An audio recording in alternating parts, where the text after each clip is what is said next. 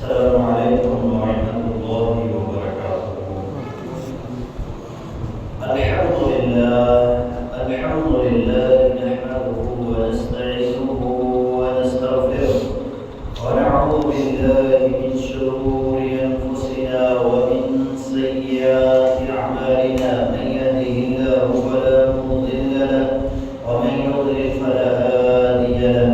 أشهد أن لا إله إلا الله وحده لا شريك له وأشهد أن محمدا عبده ورسوله. اللهم صل على محمد وعلى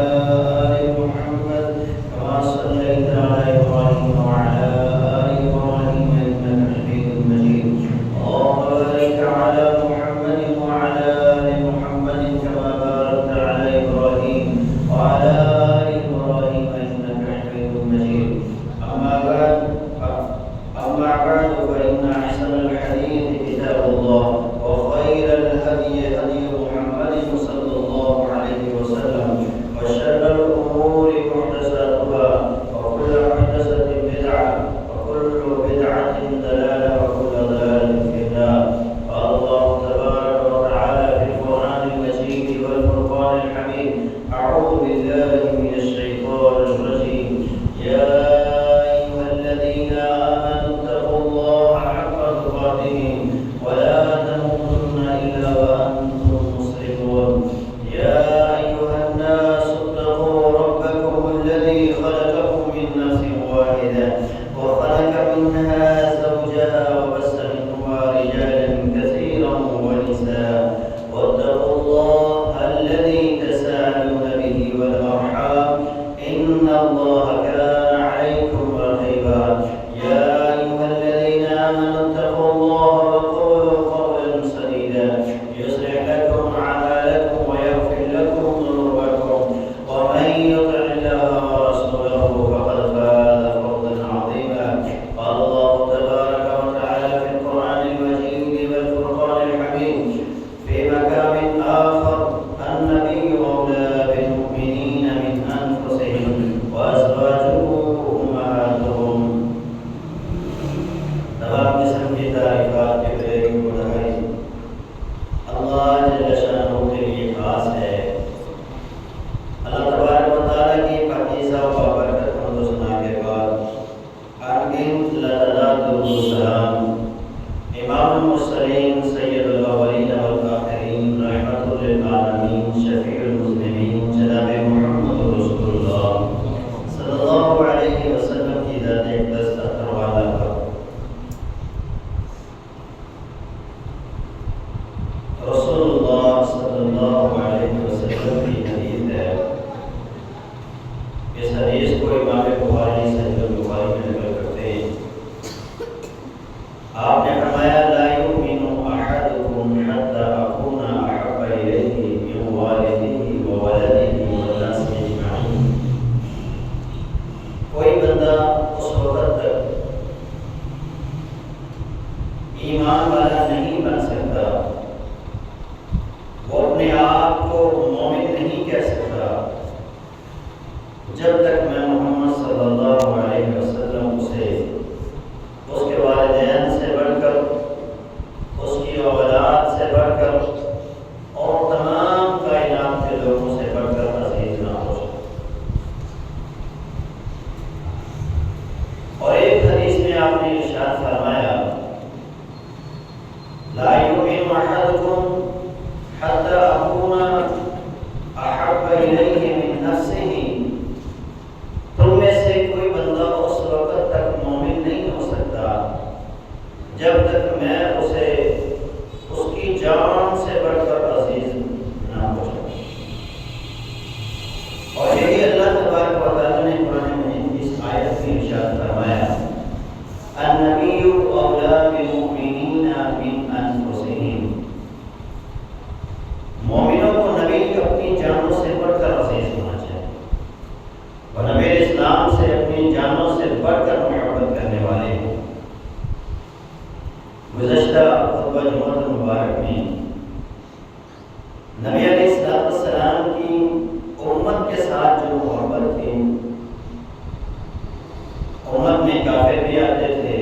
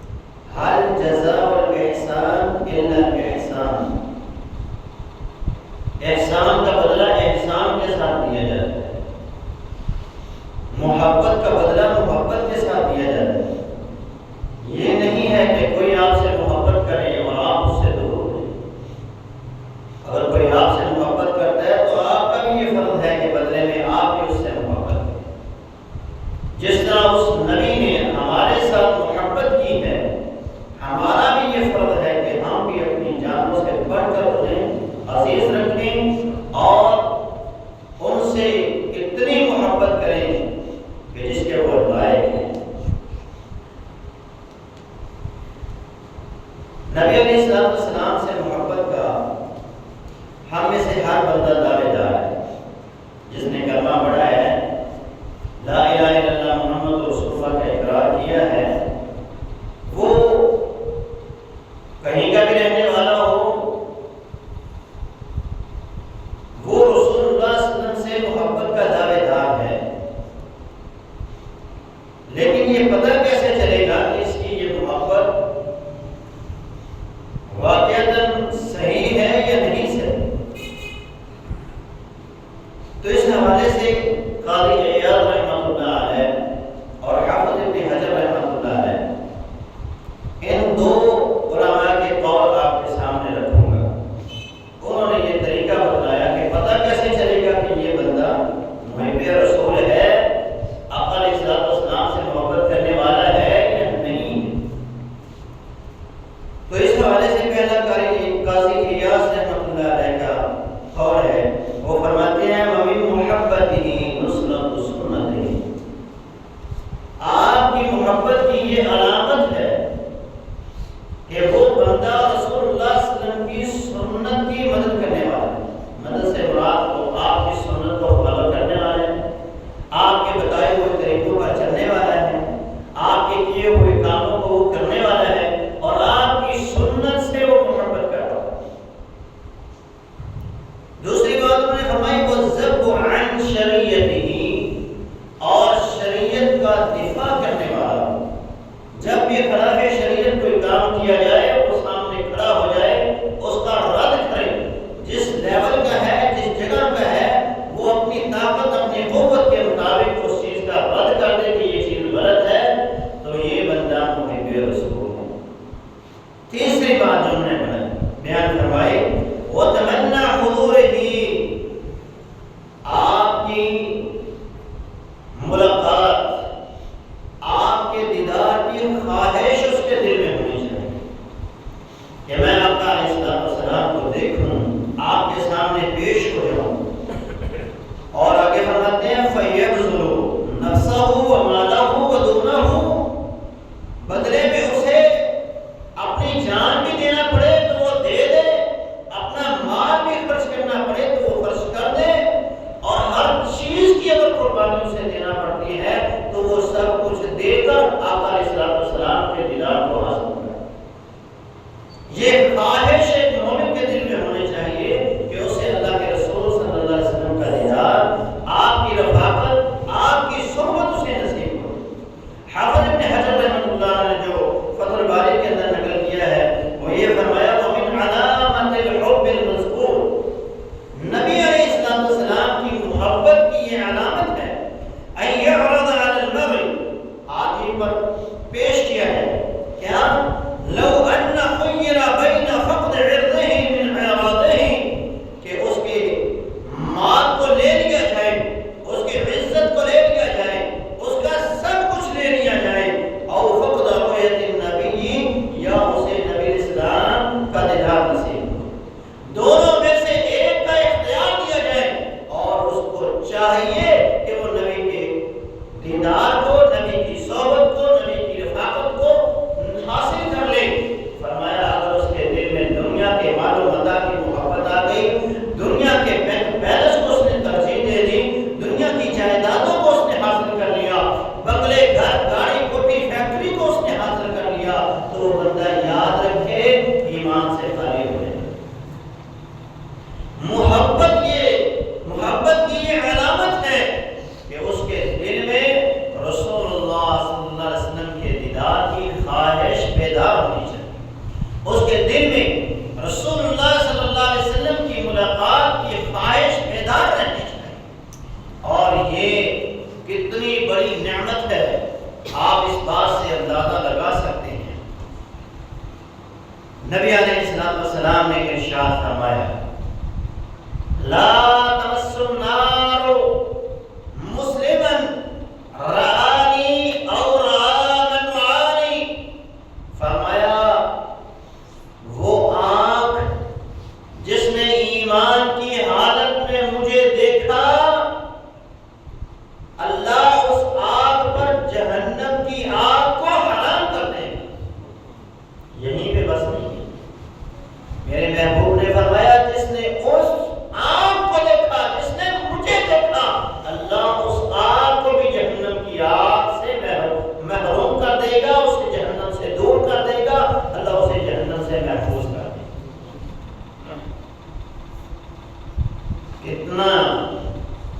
کتنی عظیم نعمت ہے، آپ اس چیز سے اندازہ لگا سکتے ہیں کہ ایک لمحے کا نبی اسلام کو دیکھنا،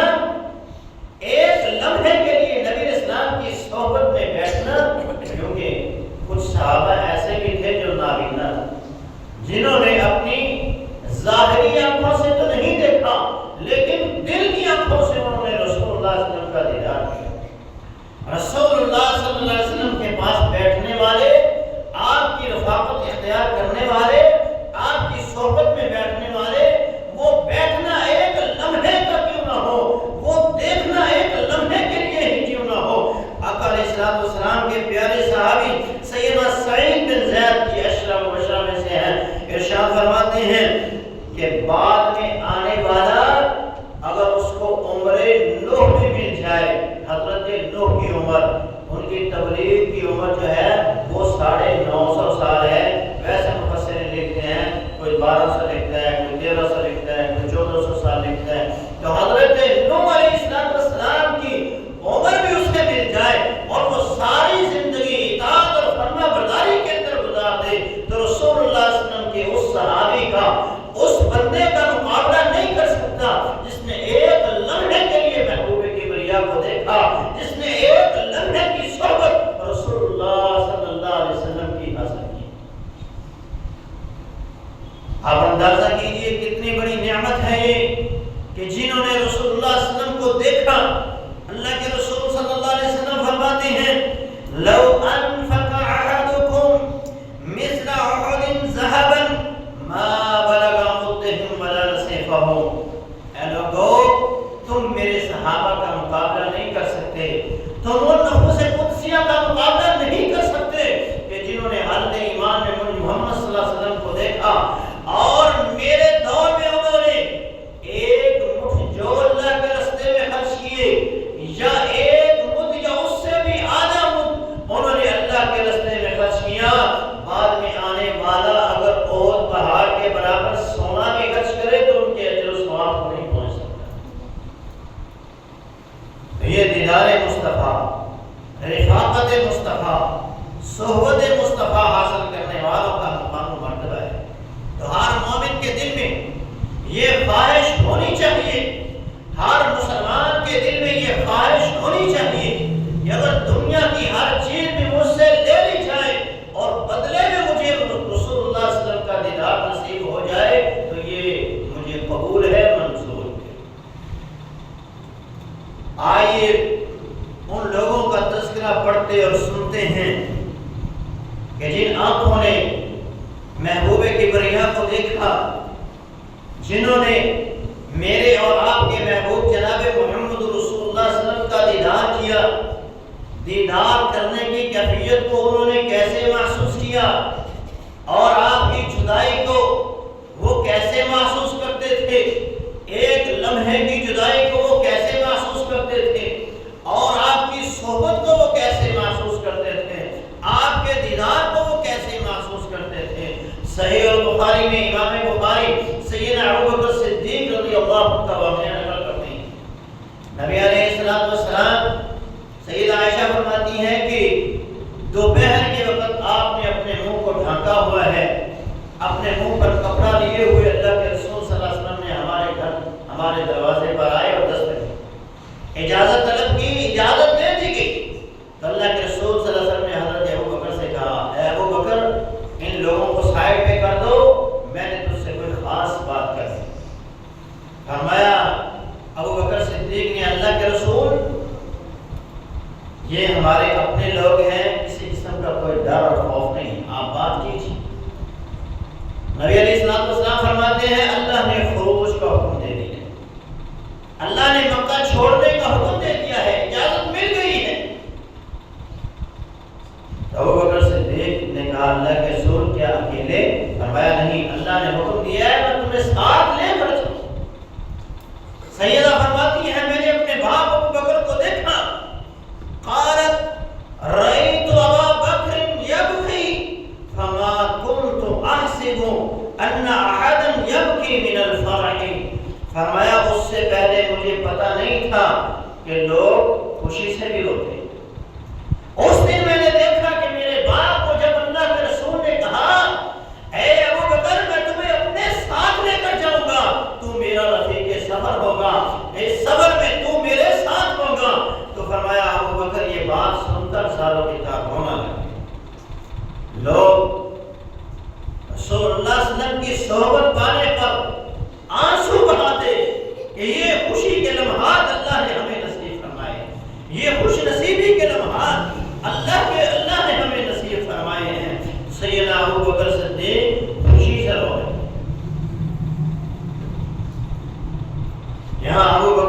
سرو رہے۔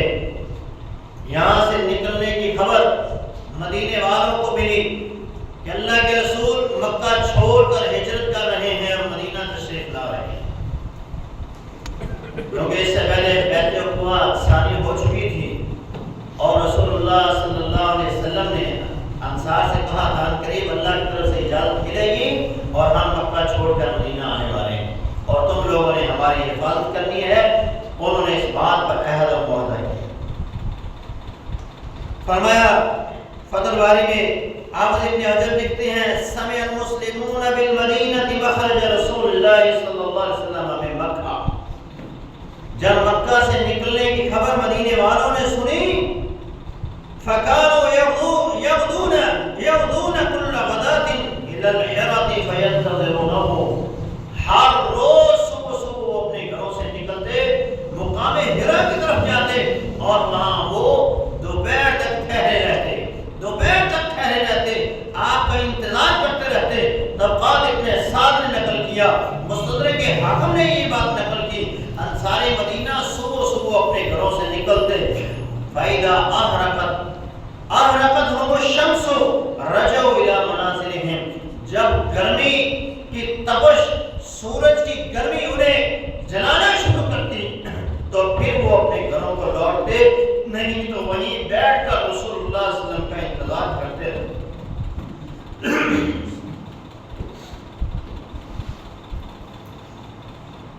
امام بخاری ایک صحیح بخاری میں روایت نقل کرتے ہیں،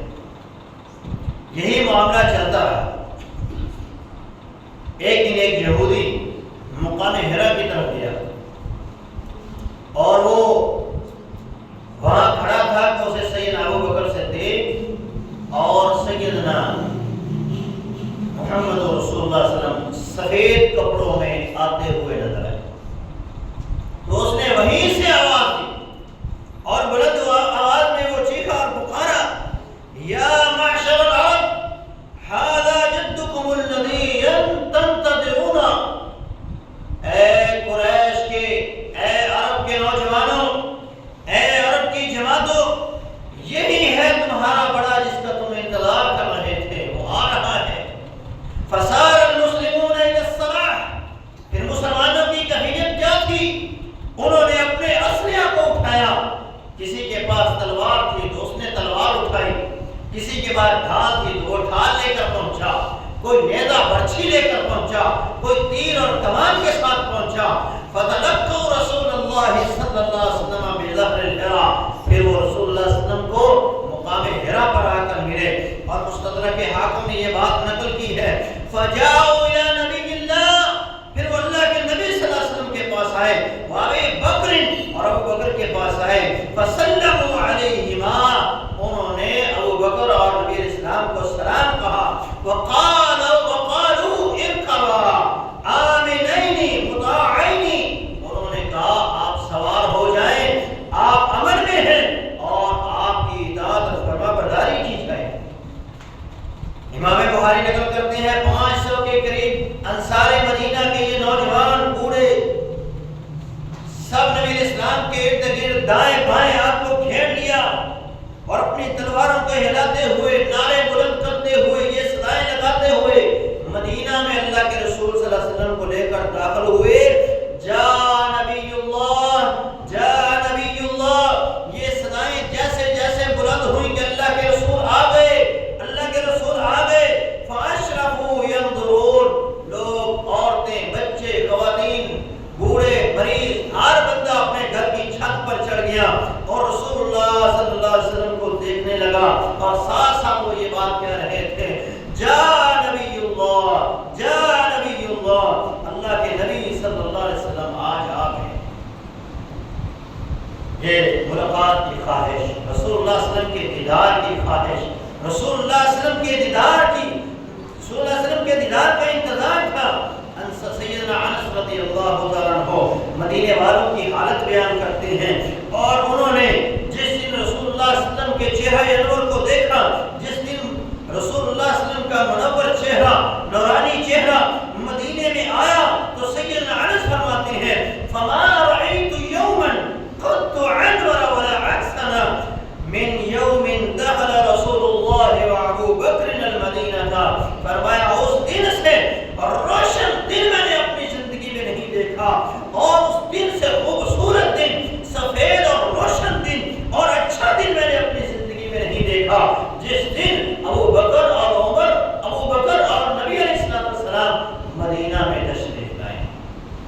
یہ انصار مدینہ کی محبت ہے، رسول اللہ صلی اللہ علیہ وسلم کے دیدار کی انہیں جو طلب تھی، جو خواہش تھی، اللہ نے ان کی وہ خواہش پوری کی۔ سیدنا براء بن عازب رضی اللہ تعالیٰ عنہ ارشاد فرماتی ہیں، امام بخاری اس قول کو صحیح بخاری میں نقل کرتے ہیں، فرمایا فما رأیت اہل المدینہ فرحوا بشیء فرحوا برسول اللہ، فرمایا میں نے آج تک مدینے والوں کو اتنا خوش نہیں دیکھا جتنی خوشی انہیں اس دن ہوئی جس دن اللہ کے رسول صلی اللہ علیہ وسلم مدینہ میں تشریف لائے۔ رسول اللہ صلی اللہ علیہ وسلم کا چہرہ انور کو انصار نے دیکھا تو دیکھنے کی یہ خوشی وہ بیان نہیں کر سکتے۔ اس دن سے زیادہ خوبصورت، زیادہ حسین دن ان کی زندگیوں میں نہیں تھا۔ جو اتنے چاہنے والے ہوں، جو اتنی آپ کی ملاقات کے خواہش مند ہوں، جو آپ کے دیدار کے خواہش مند ہوں، پھر وہ ایک لمحے کی دوری بھی آپ کی برداشت نہیں کر سکتے۔ سیدنا ابو ہریرہ رضی اللہ عنہ فرماتے ہیں، مکہ فتح ہوا، ہم مکہ میں داخل ہوئے، جو لڑائی ہو رہی تھی، جہاں کافر لڑ رہے تھے، انہیں قتل کیا جا رہا تھا۔ نبی علیہ السلام نے خالد بن ولید، سیدنا ابو عبیدہ ابن جراح، سیدنا زبیر رضی اللہ تعالیٰ عنہ، ان کو مشن سونپے، فلاں علاقے کی طرف تم جاؤ، فلاں محلے کی طرف تم جاؤ، فلاں قصبے کی طرف تم جاؤ، جو تمہیں وہاں بت نظر آئے اس بت کو توڑ دو۔ آج مکہ کی زمین کو بت پرستی سے پاک کیا جائے گا اور رب کی زمین پر صرف ایک اللہ وحدہ لا شریک کی عبادت کی جائے گی۔ آپ یہ بات کہہ رہے ہیں، چلتے جا رہے ہیں، اتنی دیر میں سردار ابو سفیان جو اس وقت اسلام ابھی نہیں لایا تھا، اس نے بھی اسلام قبول کیا کہ اللہ کے رسول آج تو قریش کی قتل کریں گے، آج تو قریش مٹ جائیں گے، ختم ہو جائیں گے،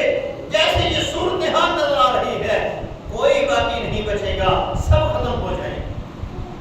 اللہ کے رسول صلی اللہ علیہ وسلم نے فرمایا کیا چاہتے ہو؟ فرمایا امان دے دی جائے، ان پر رحم کیا جائے۔ فرمایا اللہ کے رسول صلی اللہ علیہ وسلم نے یہ اعلان کر دیا، جو بیت اللہ میں داخل ہو گیا اسے بھی پناہ، جو ابو سفیان کے گھر میں داخل ہو گیا اسے بھی پناہ، جس نے ہتھیار ڈال دیے اس کو بھی پناہ ہے، جو لڑنے سے بعد آ گیا رک گیا اس کے لیے بھی پناہ ہے، امان ہے۔ یہ بات آپ نے کہی تو انصار مدینہ نے یہ بات، یہ اعلان جب سنی تو انہوں نے کہا اما الرجل فادرکته رغبۃ فی قریته ورأفۃ بعشیرته، فرمایا جب انسان اپنوں میں آتا ہے، اپنے علاقے میں آتا ہے تو اس کی اپنے علاقے کی محبت اور اپنے خاندان کی محبت اس پہ غالب آ جاتی ہے۔ انہوں نے یہ بات اس لیے کہی کہ اب لگتا ہے کہ اللہ کے رسول صلی اللہ علیہ وسلم ان کو معاف بھی کر رہے ہیں، اور اب آپ کا محبوب شہر مکہ فتح ہو گیا، اب آپ ہمارے ساتھ نہیں جائیں گے، یہیں پہ رہ جائیں گے، اب آپ یہیں پہ رہ جائیں گے، اپنے لوگوں میں رہ جائیں گے، اپنی قوم کے اندر رہ جائیں گے، اپنے پیدائشی شہر میں رہ جائیں گے۔ یہ بات اللہ کے رسول صلی اللہ علیہ وسلم کے کانوں میں پڑی۔ انصار مدینہ نے یہ کہا ہے کہ قوم کی محبت، بستی کی محبت غالب آ گئی ہے، تو رسول اللہ صلی اللہ علیہ وسلم نے ابو ہریرہ کو آواز دے کہا، اے ابو ہریرہ انصار کو بلاؤ اور انہیں کہو کہ میں ان کا انتظار کر رہا ہوں، اور انہیں کہو مجھے صفا پہاڑی پر آ کر ملے۔ وہ وہاں اللہ کے رسول کے پاس پہنچے تو آپ نے فرمایا کہ تم لوگوں نے یہ بات کہی ہے؟ فرمایا ہاں اللہ کے رسول ہم نے یہ بات کہی ہے۔ تو آپ نے فرمایا کلا انی عبد اللہ ورسولہ، یاد رکھو میں اللہ کا بندہ ہوں اور اس کا رسول ہوں، ہاجرت الی اللہ و الیکم، میں نے اللہ کے لیے تمہاری طرف ہجرت کی تھی، المحیا محیاکم والممات مماتکم، اور میرے صحابہ اور انصاریوں یاد رکھو جب تک زندہ رہوں گا تمہارے ساتھ زندہ رہوں گا، موت آئے گی تو تمہارے ساتھ موت۔ انصار مدینہ کی کیفیت کیا تھی؟ امام مسلم نقل کرتے ہیں جو رہ گئے تھے وہ بھی دوڑے، فاطملو یہ بکھوم آئے اور روتے ہوئے آ رہے تھے، وَيَقُولُونَ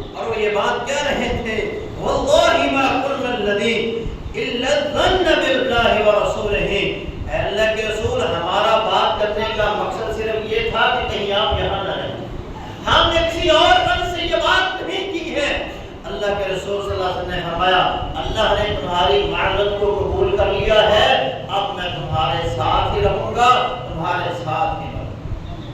وہ رسول اللہ صلی اللہ علیہ وسلم کی جدائی کو کیسے برداشت کر سکتے ہیں؟ وہ تو رسول اللہ صلی اللہ علیہ وسلم کے دیدار، آپ کے چہرے کو دیکھتے تو انہیں سکون ملتا ہے۔ صحابہ تو وہ تھے کہ ایک لمحے کے لیے بھی وہ اللہ کے رسول سے دور ہوتے تو ان کی زندگیاں بے چین ہو جاتی۔ میں نے ایک واقعہ پڑھا، رسول اللہ صلی اللہ علیہ وسلم کے ایک صحابی اللہ کے رسول کے پاس آئے، مجمع الزوائد نے اس روایت کو نقل کیا ہے، فرمایا انک لا احب الی من نفسی ومن ولدی ومن کل شیء، اے اللہ کے رسول مجھے آپ سے بڑی محبت ہے، ہر چیز سے بڑھ کے آپ مجھے عزیز ہیں۔ وَإِذَا ذَكَرْتُ مَوْتِي وَمَوْتَكَ، جب میں اپنی موت کو یاد کرتا ہوں، آپ کی موت کو یاد کرتا ہوں، تو وَخَشِيتُ عَرَفْتُ أَنَّكَ إِذَا دَخَلْتَ الْجَنَّةَ، اور پھر مجھے یہ خیال بھی آتا ہے، پھر میں یہ سوچتا بھی ہوں کہ جب آپ جنت میں جائیں گے، رُفِعْتَ مَعَ النَّبِيِّينَ، آپ کو نبیوں کے ساتھ کھڑا کیا جائے گا، آپ کا محل، آپ کا گھر نبیوں کے ساتھ ہوگا۔ وَإِنِّي إِذَا دَخَلْتُ الْجَنَّةَ، اور اگر میں جنت میں داخل ہو گیا، میں جب جنت میں جاؤں گا تو مجھے پھر یہ ڈر ہے اللہ اڑا کا کہیں میں آپ کو وہاں دیکھ نہ سکوں، مجھے یہ ڈر کھائی جا رہا ہے۔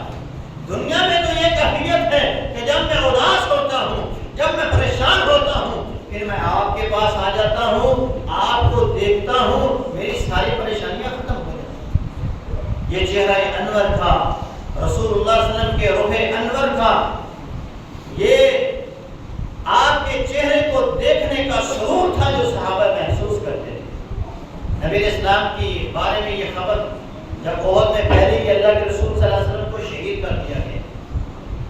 جب مدینہ سے ایک بوڑھی ماں نکلتی ہے، اسے خبر ملتی ہے تیرا باپ شہید ہو گیا، تیرا بھائی شہید ہو گیا، تیرا بیٹا شہید ہو گیا، تیرا شوہر شہید ہو گیا۔ وہ ہر بات پہ کہتی مجھے یہ بتاؤ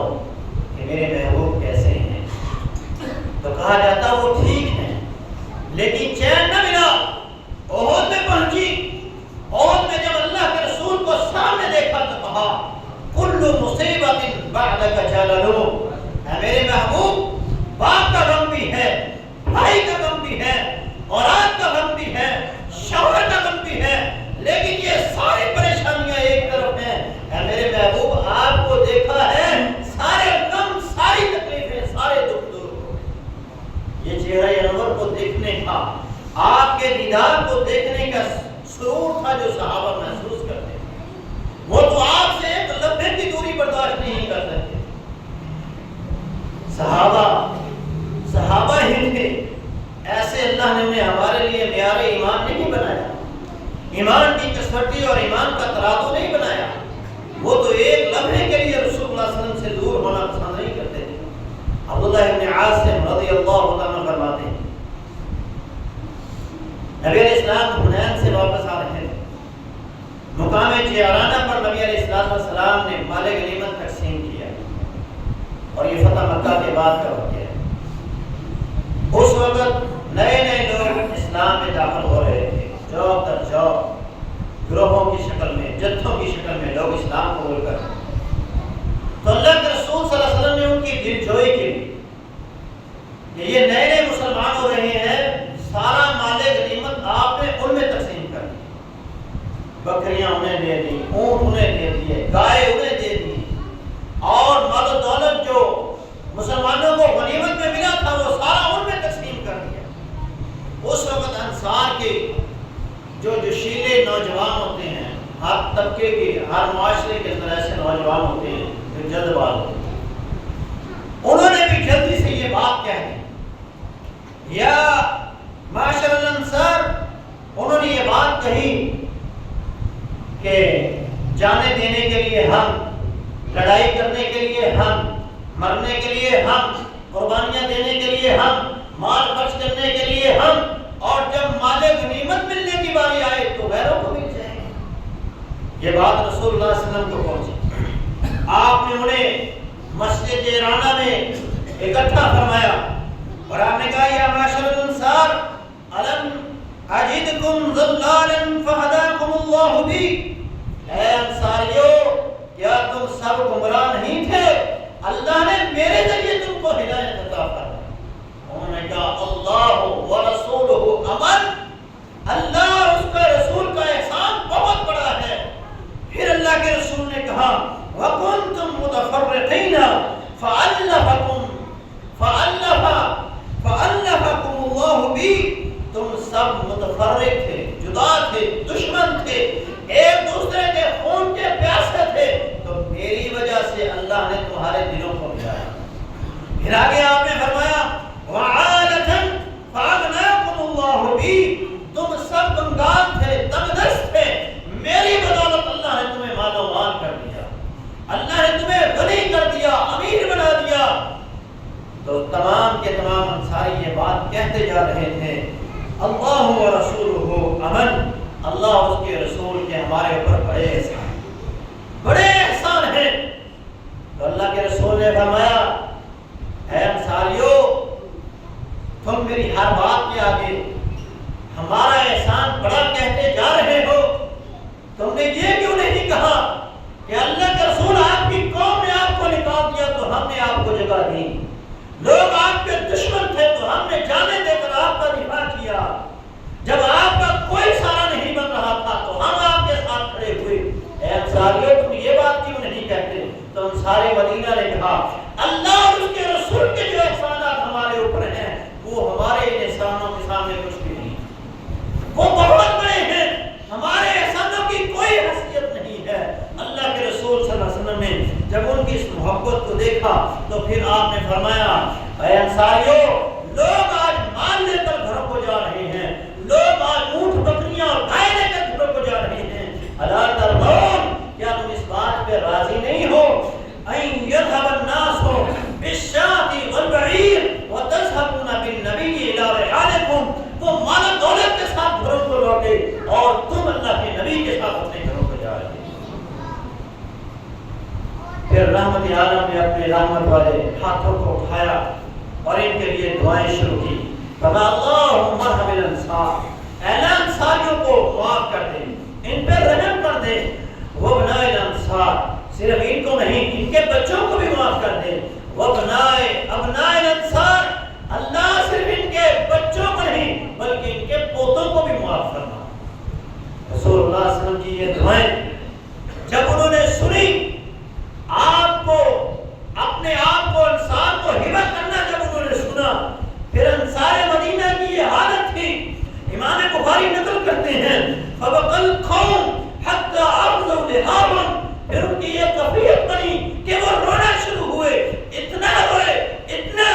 کہ ان کی داڑیاں جو ہیں وہ بھی آنسوں سے تر ہو گئی اور وہ ساتھ ساتھ کہہ رہے تھے رضینا برسول اللہ، ہمیں تو اللہ کے رسول مل گئے، ہم اس پہ راضی ہیں، ہمیں دنیا کا مال و متا نہیں ہے۔ رسول اللہ صلی اللہ علیہ وسلم کا دیدار، آپ کی صحبت، آپ کے پاس ایک لمحہ بیٹھنا، یہ بڑی عظیم عبادت ہے۔ صحابہ اس عبادت سے اپنے آپ کو محروم نہیں کرنا چاہتے۔ صحابہ کی کیفیت دیکھیے، جن آنکھوں نے رسول اللہ کو دیکھا وہ آنکھیں کبھی آپ سے دوری برداشت نہیں کر سکتی تھی۔ سیدنا ابو بکر صدیق رضی اللہ عنہ کا بڑا مشہور واقعہ ہے کہ جب اللہ کے رسول صلی اللہ علیہ وسلم وفات سے 2 دن قبل مسجد میں تشریف لائے، آپ نے ایک خطبہ ارشاد فرمایا تھا ان اللہ خیر عبدا ما بین الدنیا وما بین عنده، فرمایا اللہ نے ایک بندے کو اختیار دے دیا کہ وہ دنیا میں رہنا چاہتا ہے یا اللہ کے پاس جو ہے وہ لینا چاہتا ہے، فاختار العبد ما عند اللہ، تو اس بندے نے جو اللہ کے پاس تھا اس کو اختیار کیا، دنیا کو چھوڑ دیا، دنیا کو اس نے پسند نہیں کیا۔ یہ بات اللہ کے رسول نے کہی، قال فبقى وقال نفديك بآبائنا وأمهاتنا، اس وقت ابو بکر صدیق روتے جا رہے تھے اور کہہ رہے تھے نفديك بآبائنا وأمهاتنا، اے اللہ کے رسول آپ پر ہمارے آباء و اجداد قربان، ہماری مائیں قربان، ہمارا سب کچھ آپ پہ قربان ہو جائے۔ لوگ کہتے ہم ابو بکر کو دیکھ کے حرام تھے، یہ پورا رو کیوں رہا ہے؟ اللہ کے رسول نے تو ایک بندے کا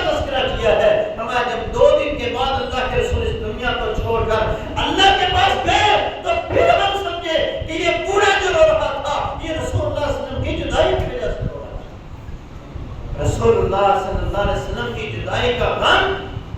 کیسا تھا؟ جیسے سیدنا انس کا قول آپ نے سنا کہ اس دن سے روشن کوئی دن مدینہ والوں کی زندگی میں نہیں تھا جب اللہ کے رسول مدینہ میں داخل ہوئے، اور اس دن سے زیادہ دن کوئی نہیں تھا کہ جس دن اللہ کے رسول مدینہ کو چھوڑ کر اللہ کے پاس۔ سیدہ فاطمہ اس غم کو کیسے بیان کرتی ہیں،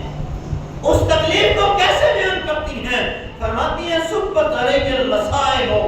لو انہا صبت علی العیام لسن ریالیا۔ فرمایا میرے باپ کی وفات کا غم، اس کی جدائی کا غم، اس کے چہرے کو دیکھنے محروم ہونے کا غم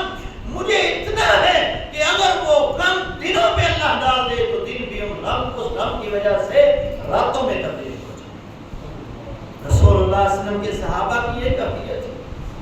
سیدنا بلال حبشی رضی اللہ عنہ نے اذان دینا بند کر دی اور مدینہ کو چھوڑ کر اور کسی علاقے کے اندر چلے گئے اور وہاں جا کر اپنی ساری زندگی انہوں نے گزاری۔ کیا مجھے شہر میں میرا محبوب نظر نہیں آتا؟ اب میں جب اشہد ان محمد رسول اللہ کا کلمہ کہتا ہوں تو مجھے میرے محبوب کا وہ چہرہ چمکتا ہوا نورانی چہرہ نظر نہیں آتا۔ یہ رسول اللہ صلی اللہ علیہ وسلم کے صحابہ ہیں۔ ایک صحابی ہے جن کا نام عبداللہ بن زید رضی اللہ عنہ ہے، وہ رسول اللہ صلی اللہ علیہ وسلم کی جدائی میں رویا کرتے، اتنا روتے کہ لوگوں نے کہا تیری آنکھوں کی روشنی چلی جائے، اور پھر ان کی آنکھوں کی روشنی چلی گئی۔ اور آگے سے وہ کیا کہا کرتے تھے؟ لا اريد بعینی بدون رسول اللہ۔ ان آنکھوں کی اب مجھے ضرورت بھی نہیں ہے کیونکہ ان آنکھوں نے اب میرے محبوب کا دیدار نہیں کرنا۔ یہ صحابہ تھے، یہ تو انسان تھے۔ میں نے تو اس اونٹنی کا تذکرہ پڑھا ہے جس میں میرے محبوب سوار ہوا کرتے تھے۔ میں نے صحیح البخاری میں اس طرح کا واقعہ بھی پڑھا ہے جس طرح کے ساتھ کھڑے ہو کر بے جان تنا تھا کھجور کا، جس کے ساتھ کھڑے ہو کر میرے محبوب لوگوں کو خطبہ دیا کرتے تھے۔ تو اللہ کے رسول کے لیے ممبر بنایا گیا، آپ ممبر پر آئے تو اس طرح سے رونے کی آوازیں آنے لگیں۔ لوگ دیکھنے لگے مسجد میں رونے کی آوازیں کہاں سے آ رہی ہیں، کوئی بندہ نہیں رو رہا تھا۔ پھر اللہ کے رسول صلی اللہ علیہ وسلم نے دیکھا کہ اس طرح سے آواز آ رہی ہے، پھر آپ نے اس طرح کو اپنے سینے سے لگایا، آپ نے اسے ایسے تھپکیاں دی جیسے بچے کو تھپکیاں دے کے سلایا جاتا ہے، اور پھر آہستہ آہستہ صحابہ کہتے ہیں کہ وہ خاموش ہو گیا جیسے بچہ خاموش ہو جاتا ہے۔ یہ صحابہ دیکھ رہے تھے کہ ایک تنا جو تھا وہ رسول اللہ صلی اللہ علیہ وسلم کی جدائی کو برداشت نہ کر سکتا۔ اس اونٹنی کا واقعہ میں نے پڑھا جس پہ آپ سوار ہوتے، جس کا نام قصوہ تھا۔ صحابہ کہتے ہیں اللہ کے رسول کی وفات کے بعد 7 یا 8 دن وہ زندہ رہی، اور مدینے کی گلیوں میں کبھی ایسے گھومتی، کبھی وہاں جاتی، کبھی وہاں جاتی، نہ وہ کچھ کھاتی تھی نہ وہ پیتی تھی، اور ایک دن وہ ایک کنویں میں گر کر وہ فوت ہو گئی۔ یہ صحابہ اور یہ چیزیں جو تھیں یہ رسول اللہ صلی اللہ علیہ وسلم کی رفاقت کو محسوس کرتی تھیں اور آپ کی جدائی کا غم کو برداشت نہیں کر سکتی۔ تو رسول اللہ صلی اللہ علیہ وسلم کی محبت کی یہ علامت ہے کہ انسان کے دل میں اللہ کے رسول صلی اللہ علیہ وسلم کی ملاقات کا شوق ہو، آپ کے دیدار کی خواہش ہو۔ یہ محبت کی پہلی علامت ہے۔ اگر یہ نہیں ہے تو پھر یاد رکھیں آپ محب رسول نہیں۔ کچھ اور چیزیں بھی ہیں، کچھ ایسے اعمال ہیں جن سے ہم رسول اللہ صلی اللہ علیہ وسلم کا دیدار کریں گے انشاءاللہ۔ کچھ ایسے اعمال ہیں جن سے ہم قیامت کے دن رسول اللہ صلی اللہ علیہ وسلم کی رفاقت کو حاصل کریں گے انشاءاللہ۔ ان اعمال کا مختصر سا تذکرہ کرتا ہوں اور اپنی بات کو ختم کرتا ہوں۔ سب سے پہلا عمل عقیدے کی اصلاح کرنی چاہیے، کیونکہ کوئی کافر، کوئی مشرک، کوئی بدعتی رسول اللہ صلی اللہ علیہ وسلم کے قریب نہیں جائے۔ آپ کی صحبت صرف اسے ملے گی جو بندہ حقیقی معنوں میں لا الہ الا اللہ پڑھنے والا ہوگا اور اس نے اس لا الہ الا اللہ کے معنی اور مفہوم کو سمجھا ہوگا۔ جس نے عقیدہ توحید کو سمجھا ہوگا وہی بندہ حقیقی معنوں میں قیامت کے دن رسول اللہ صلی اللہ علیہ وسلم کا ساتھ، آپ کا قرب اور آپ کے ہاتھوں حوض کوثر کا پانی پائے گا، رسول اللہ صلی اللہ علیہ وسلم کی شفاعت کا حقدار ہے۔ آپ سے پوچھا گیا اللہ کے رسول آپ قیامت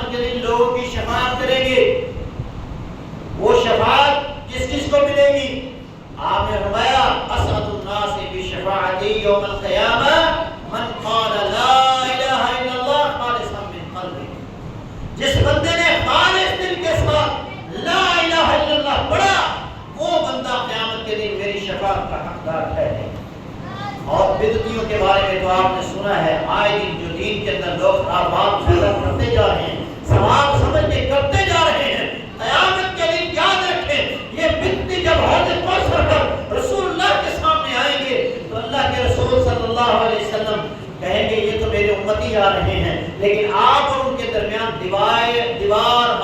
حائل کر دی جائے گی اور آپ سے کہا جائے گا انک لا تدری ما احدثوا بعدک، آپ نہیں جانتے، آپ تو دنیا سے آ گئے تھے، آپ کے بعد آپ کے دین کا حلیہ ان لوگوں نے کیسے بگاڑ دیا، انہوں نے دین کے اندر نئے نئے کام ایجاد کر لیے تھے۔ تو اللہ کے رسول فرمائیں گے سحقا سحقا لمن غیر بعد دینا، انہیں مجھ سے دور کر دو،